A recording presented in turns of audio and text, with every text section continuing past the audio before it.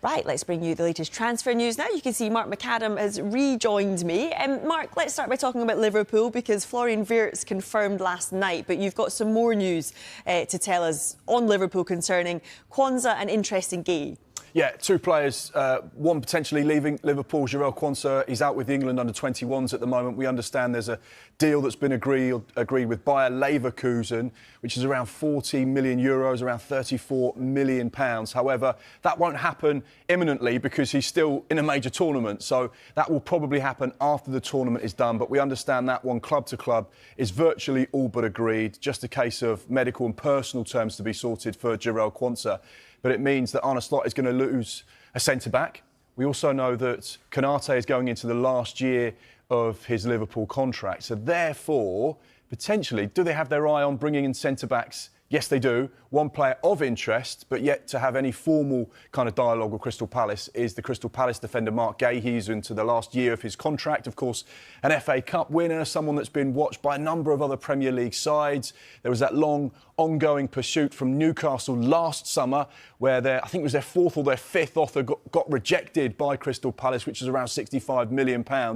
But he's another player into the last 12 months of his contract. And because of that Premier League experience, there are a number of sides interested in him, one of those being Liverpool. And what about what's going on at Bournemouth? Because we know Liverpool potentially about to sign a player from Bournemouth. What about other outgoings as well? Yeah, that will be Milos Kerkez. We know that deal is agreed, £40 million. He's likely to have his medical on Tuesday, so that will get confirmed probably Tuesday night, Wednesday. And in terms of the other players potentially leaving Bournemouth, and the fans won't like me for saying this, but Ilya Zabani looks like he could potentially have played his last game for Bournemouth. There was a second offer from PSG this week that was rejected.